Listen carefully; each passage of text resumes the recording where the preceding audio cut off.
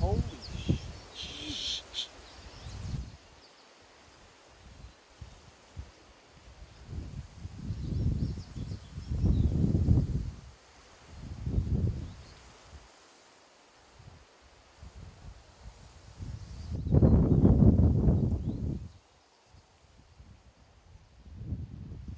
Now that is a nice dull ramp.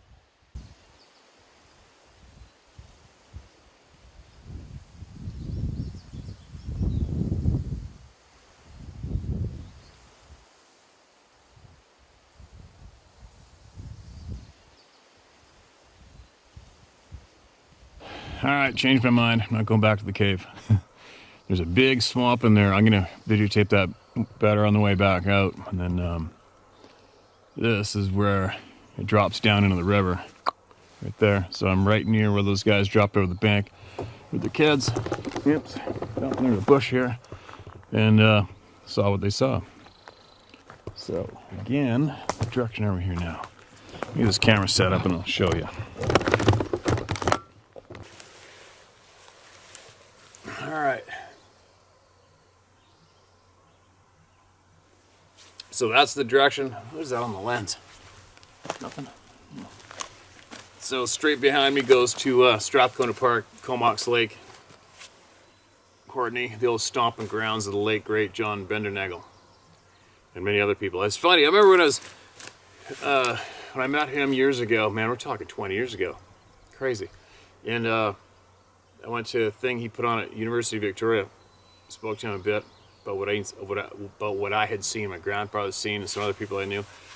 And then while I was talking to him on the phone before we went there, he was telling me he was on his way to Port Alberni to meet up with a couple. No, he had just come home after meeting up with two loggers in Port Alberni, and they both made him promise that he wouldn't share their names no matter what. And they wanted to tell him what they saw out here. Never forgot that. But anyway, yeah, so that's the direction to where all that crazy shit goes on. This trough. I'm in the middle of the trough right now. The mountain range to my left, the Beaufort Mountains are right over here to the left. The Stamp River is right below me. And I'm basically within, if I had to guess, 300 yards of where those guys seen that. What do you say is tan color? I sure think too I took note of is the majority of the sightings around here and towards Banfield where my boat is. Port Alberni, the majority of sightings is the red hair genetics. The red to brown to now tan. Rarely have I ever heard anybody saying black hair around here. It's always red or brown. Interesting, right?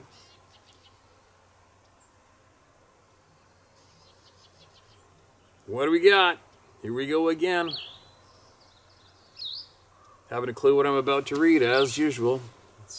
Sifting through the pile. Let's see if I can read this. It's getting brighter out. The reflections might make it too challenging without the readers. But don't forget, I forgot my readers. And it's not. I can't make the size of the font, the letters bigger. I can't on this for some reason out of my notes. Even if I turn it outside, it's still the same deal. Actually, this makes the sentences a little longer. I'll try that. Foot tapped while camping by Lake George in the Adirondacks, New York. Lookout, New York. I can't believe I have a story of my own, but I do. I haven't done much camping in my life. But one day, me and a friend decided to take off from the Buffalo area. Been to Buffalo, couldn't believe how many deer were on the highway just outside the city. Across New York to Lake George. Been there too, in the Adirondacks. Not sure why we haven't done it multiple times, but we finally decided to get out there. My friend was more of an outdoors newbie than me, but compared to most of our subscribers, I'm definitely a newbie. Most of your subscribers, I'm definitely a newbie. Anyways, I had to make sure we had everything, pick up a good spot to hike. I picked a good spot to hike. Everything worked out great, except while hiking, I noticed our water was getting low. So we shot straight down the mountain to the lake to refill. It literally felt like 3 hours. Up and down ravines, and you could see the damn lake right there through the trees. Don't you hate that? Been there. Luckily, I was smart enough to get the water purification tablets. Never used them before. Me neither. Not where I live, ever. Never even had to think about it. So after all that, we eventually pitched a tent, started and stared at the lake as the sun was setting. It was nice to see campfires and listening to people having fun. The weather was ideal. We both passed out as soon as our heads hit the pillows. At some point in the night, I shifted my body to get more comfortable. Everything was super quiet, except I heard somebody walking by our spot. I remember being kind of mad because nobody should be walking around our area that late at night. Made no sense. Can't we get any damn peace? I immediately thought it was a person because it sounded bipedal. Was it bipedal or bipedal? Whatever. I noticed that right away and ruled out a deer or a bear. It sounded like a heavy person walking a steady pace and not stopping. I think a bear would be more cautious and not have two legs, lol. It felt like a big guy with soft shoes just cruising by. I can't forget that sound. Anyways, my head was stuck to the pillow, and I was too exhausted to do anything. P.S. What can I do? Then my foot got tapped. It wasn't a small raccoon tap. It was a soft, small push on my foot like it was saying, hi, if that makes any sense. Somehow, it knew I was awake and where my foot was. It was a perfect subtle push tap like you would do to get someone's attention. Luckily, I was too tired to freak out or be scared. I smiled and mentally said, we mean no harm in leaving in the morning. I felt very peaceful and happy for some reason and went back to sleep within seconds. That sounds pretty crazy. The next morning, I told my friend what happened, but thought it could have been a deer or a bear. As my mind had time to put things together, I realized it was not a deer or a bear. It had two legs and sounded or felt like a heavy person with soft shoes on. It was walking by like we didn't exist, like it was on a mission. Maybe there was two of them, one cruising by as the other one came up to say hi. It was kind of torturous to have such an experience, but no way of proving it or know what it truly was, like reading a book but not making it to the end. I'll never forget the footsteps, but why would it be so brazen to tap on a human like that? Unless they can read your energy and they felt I was okay. Maybe they watched us during the day and wanted to be friends and go hiking together. Anyways, thanks for listening. So glad I found your channel. I love the scenery and amazing stories you share. I absolutely adore the pristine landscape you get to enjoy. Mind-blowing. Keep on hiking. Brad E. Okay, Brad, thanks, man. You've heard me say it before. If you're going out of your way to find this email address, you already know what it was. Well, let's get a mark another one as red here. Get ready to rip. Yeah, I don't know. We've had numerous people have emailed in somewhat similar of these things, knowing exactly what they're poking into when they go into the tent. So for me, thinking about what other people have shared with us and possibly taught us, is they have got to be able to see our energy. Got to be able to, probably looking down and seeing a perfect outline of your body, I would guess, through the material of the tent, your sleeping bag. I'll bet they are seeing us clear as day just from our energy that we emit. It's my guess. And that's probably how, if I could have any input at all. I don't need anything tapping on my foot when I'm in my tent, especially where I go. When I'm in a tent on the ground, it's always by myself in the tent, because I can't stand sharing a tent with somebody, just for the main reason of, if a bear jumps on my tent, I don't need somebody inside my tent with me getting stepped on too. I want them in another tent to pull their gun out and blow this thing off of my frickin' back, right? So, yeah, I always have a loaded gun with me, laying beside me with the barrel pointed down towards my feet. And if something taps me, it's going to get tapped back. A piece of the puzzle, possibly, is the title of this one. Hey, Steve, you can use my name. I don't give a rat's ass.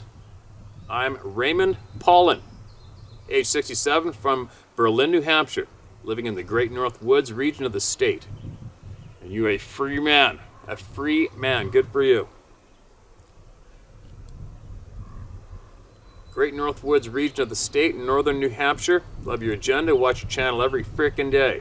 And I believe. I don't require to see a savvy to know they're real. Have you seen God? Is he real? No contest. Anyway, my piece. Remember the many emails you received regarding people who have encounters with Sabe alongside a friend. One person sees something and the other doesn't, or hears something but the other doesn't. Regarding that question, why? As many people know, our universe is and has been entering the age of Aquarius. All is shifting. And may have heard we're all beginning our ascension. That means our planet and everything on it is starting to vibrate at a faster rate. Our frequency is going up and or rising higher. Our consciousness is rising. Stop right there. Some people are moving forward or are more advanced, allowing them to see or hear past the 3D veil into the realm of spooky shit. Eventually we will see all reality. We surely have been lied to our whole lives. Oh yeah, it's all coming together thanks to you, Steve. You're living here. You are living here and now to your fullest. Yeah, brass balls. I too lived life to the fullest until I had a stroke 2 years ago. That was God's way to slow me down. I wish he could have just asked me instead. I was a kind of a workaholic. It's kind of funny how you do that to yourself and your body tells you to go F yourself and then shuts you down. I had that happen to me a few times in the past. I didn't and never hunted, but enjoyed fishing, snow and water skiing, hang gliding, and owning my own business for 24 years. God gave me a gift to create, specializing in fiberglass. The topic Sabe people are plentiful in New Hampshire. If you Google Granite State Sasquatch, it shows a map of the state with many pinned spots of all the locations. Thanks, Steve, for all you do. Please don't stop and watch your six. P.S. I'm subscribed to Sarah's channel. Awesome, very pretty. Regards, Raymond Paul. Okay, Raymond, thanks for that, man. You're a free man. My kind of people. Free man.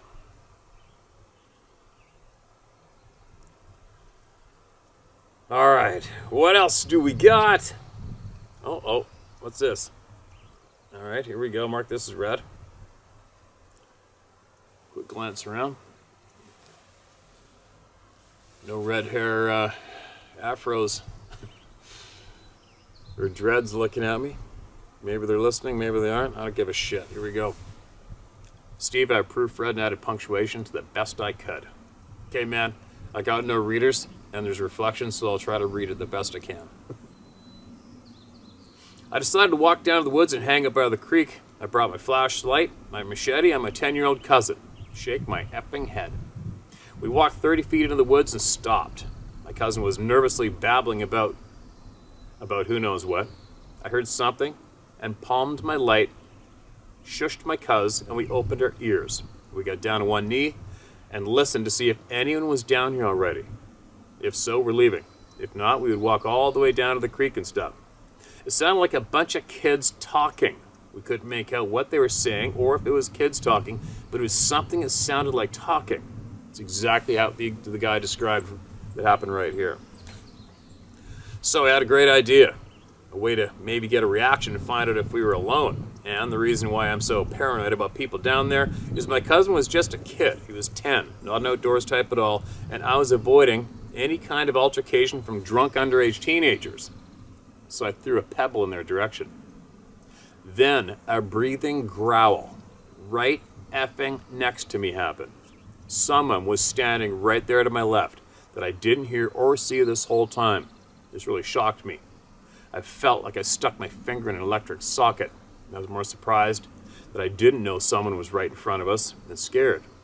I would say I was startled. I couldn't see anymore. Just green leaves shaking some and my beam from my flashlight. What I could hear was breathing so heavy I could feel it. And I also felt he was just about to roar. It reminded me of the tigers at the zoo. The noises from them are so loud you feel the air in your chest vibrate, for lack of a better term. I felt my hair on the back of my neck and my arms stand up. I don't recall any smells. I immediately felt startled, and kneeling there I froze, then a panic to get my cousin out of the situation.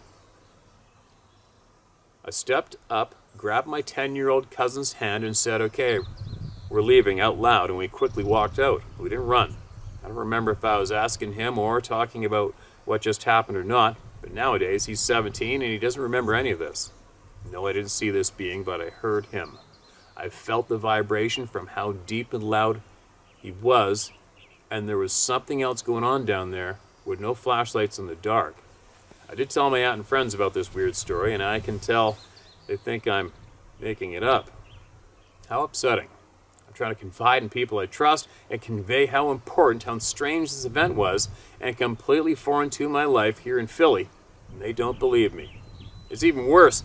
They think I'm totally making this story up for whatever reason, probably, and I would think questioning my integrity and mental health. Something strange was going on in those woods, 5 minutes away from one of the biggest cities in the world, and we happened to be walking down there. Share my name as Jack Hartso. Hi, everyone. Get well soon, Edgar. Hello, Al, man, and Steve. If you ever want or need to clock out of sharing, I would gladly share the people's voice every day and make you proud. Thank you, Steve, for opening up my mind and thus enriching my heart and soul. Me and my cousin at night in the John Heinz Nature Reserve. Okay, man, appreciate the words you offer of help, and I mostly appreciate you sharing with all the people here, man. It's so frickin' important. And you did it, and it's helping immensely. That part I don't envy. You know, right, you guys, that part, especially for me, what I do, I don't even like to entertain the thought of something being within arm's length and breathing out and me feeling at my chest. That would be, you gotta wonder if that would be the straw that breaks the camel's back for continuing on alone in the woods around British Columbia, right? Oh man, everything's blurry. When I read without my readers and then try to look, it just is just full on blur. All right, what else do we got?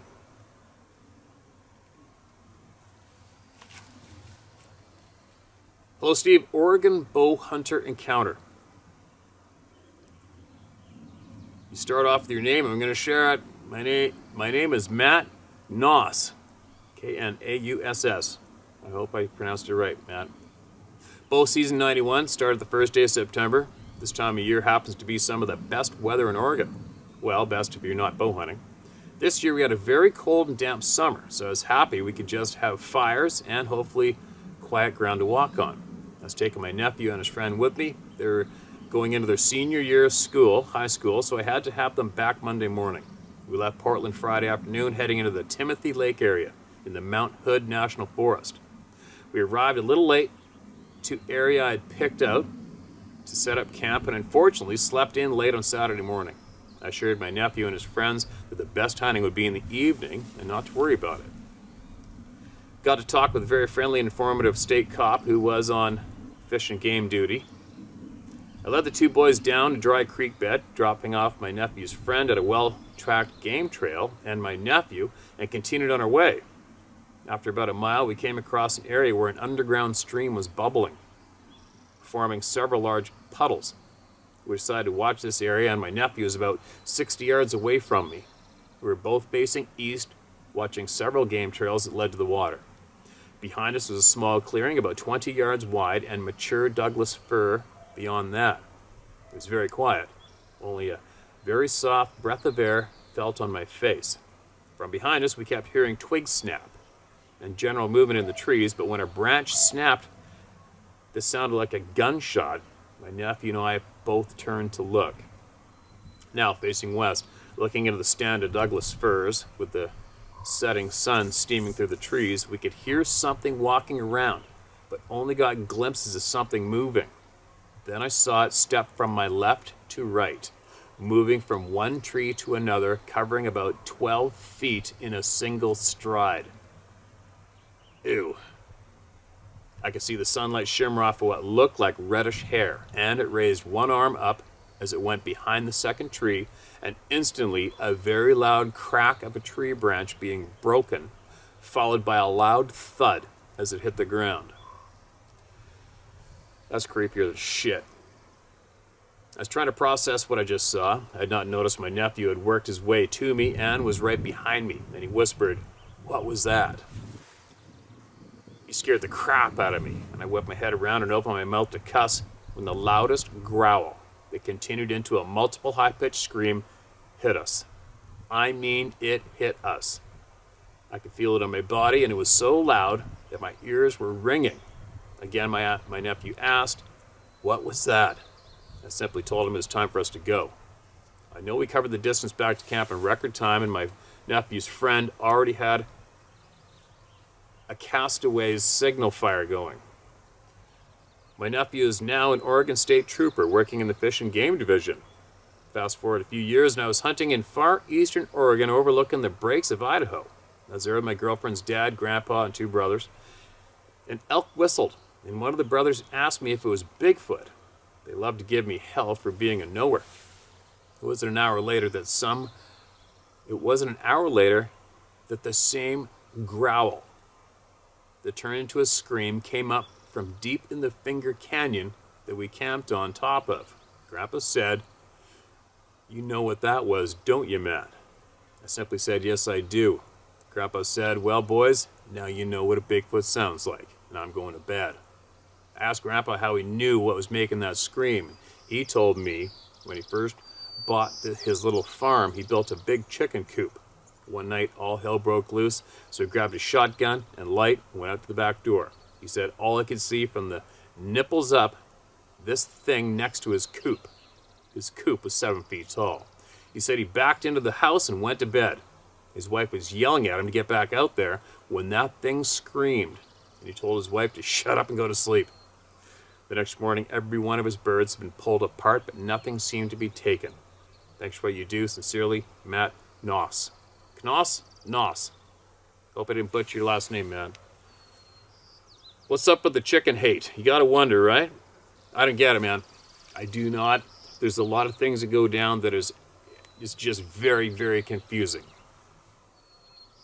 Even if it was a human, let's just say it was a human doing it. Why would a human being sneak into your yard in the dark, yank all your chickens into a few pieces and throw them on the ground and not stop till every single one of them was dead? And then leave. Right? It just doesn't make sense. Why do they do it? Why would you tear somebody's dog in half and whip it out the door of their house and have it lump up on the porch? I don't get it. Why? Why do they not go into the house and kill every human and pull them apart and throw them on the floor? Why don't they grab a human in the backyard, pull them in half and throw them at the house so they lump up on the porch? How come? A lot of people are going to be screaming out, because they can't. There's a law. There's rules. Yeah. I don't know. I hope I find out. Those rules definitely don't apply to humans, right? Hating chickens just doesn't make sense, man. Doesn't make sense. That's a very confusing part of it. And it's happened so many times. Same with rabbits. Well, I remember reading some encounters of a couple of these beings. Footprints went into the rabbit pen, the box, whatever, opened up the lid and closed it properly, and all they found was the rabbits' heads in the tracks on the way out of the driveway of the house. So I guess they like eating rabbits. I don't know what they got against chickens.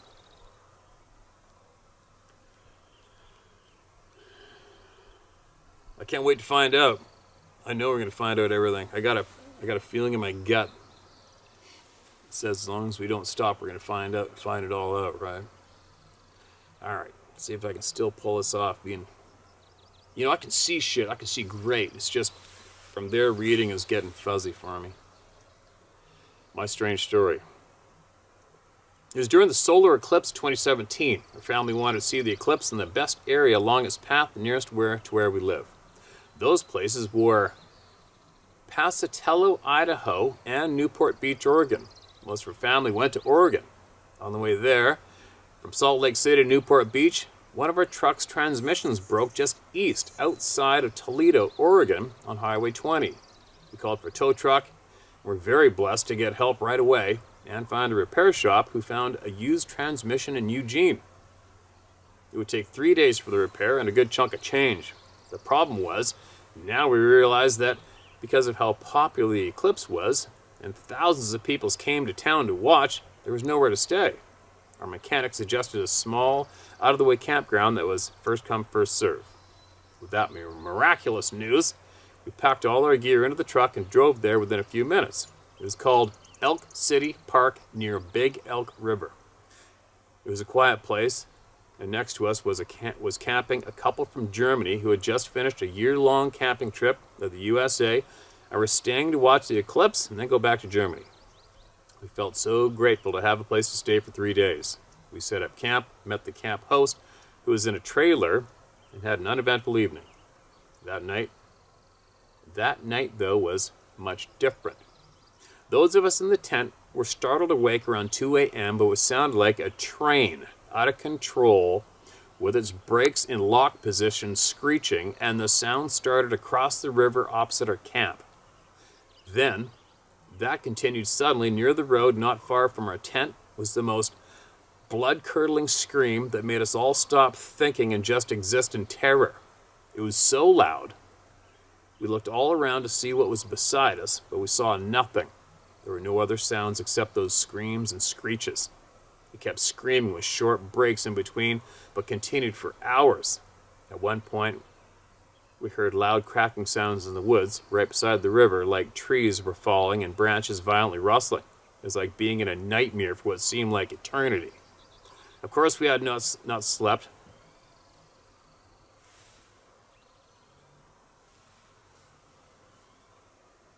Don't know what that was.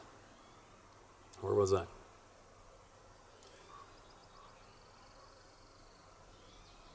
Of course, we had not slept until after it stopped around 5 a.m., and then we were so shook up it was hard to sleep. We thought we were under attack by something.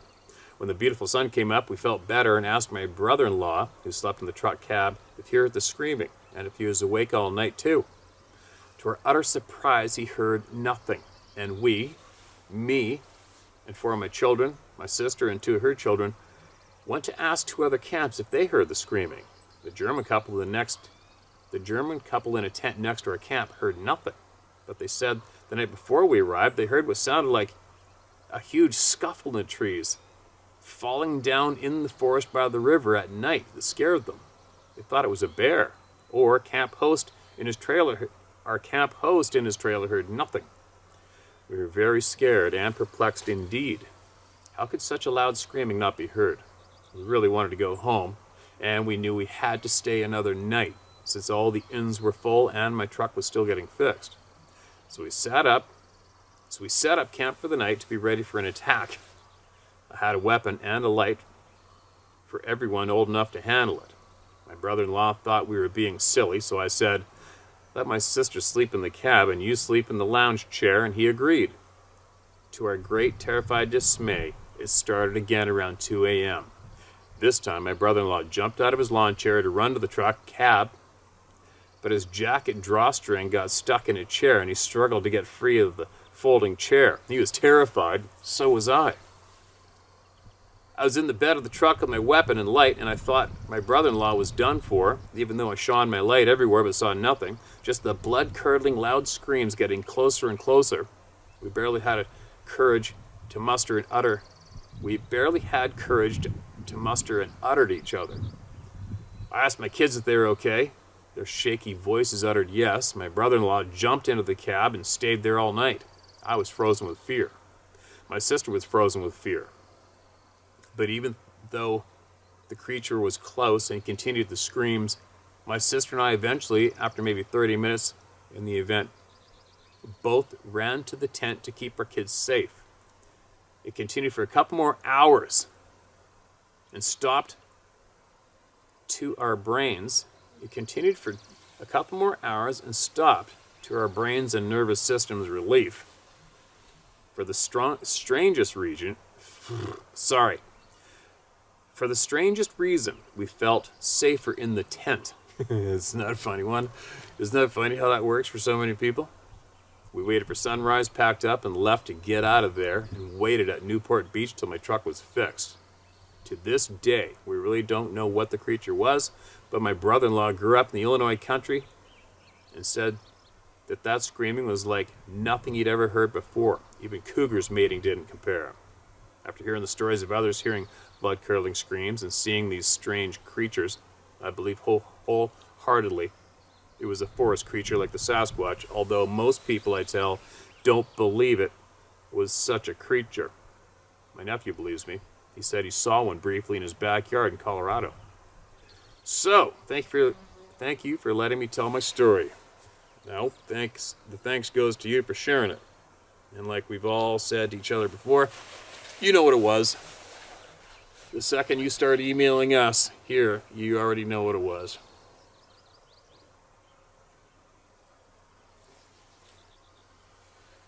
I can't see nothing. Ugh, stupid glasses. Apparently I don't qualify for the laser surgery.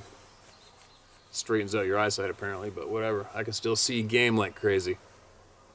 Just reading's a little difficult. You can hear some equipment working just over the bank, probably logging or something. But anyways, I gotta get home. Gotta get the truck packed. And then it's out to the coast. And maybe I can actually stop and see if I can hook Sarah into her first steelhead. That would be so wicked. Oh yeah, I'm gonna stop up here and show you guys that big slough, alright? And then after that, it's out of here time. But there will be more voices heard loaded up for tomorrow, I'll guarantee it. We'll see you shortly.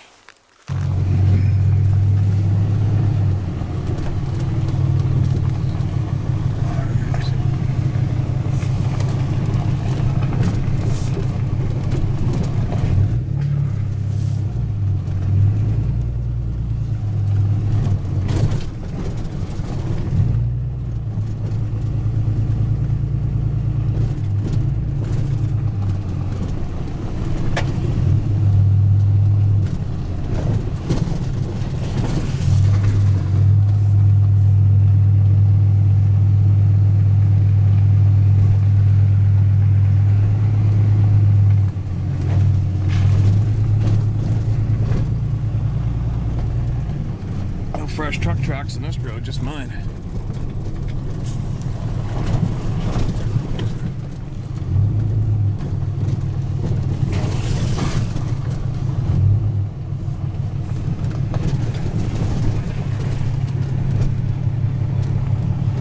Check this out. Actually, I'm gonna walk out there. Sec.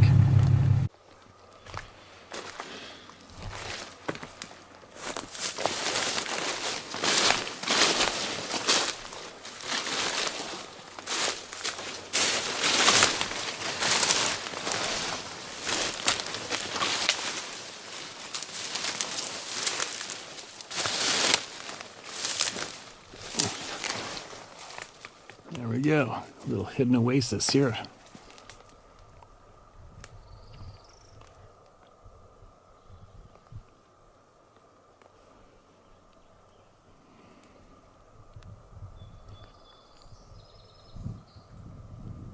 Those mountains right up there above the Sprout Lake, that's where those people heard those screams from those mountain faces there. Screaming from one side to this side of the valley, back and forth in the night.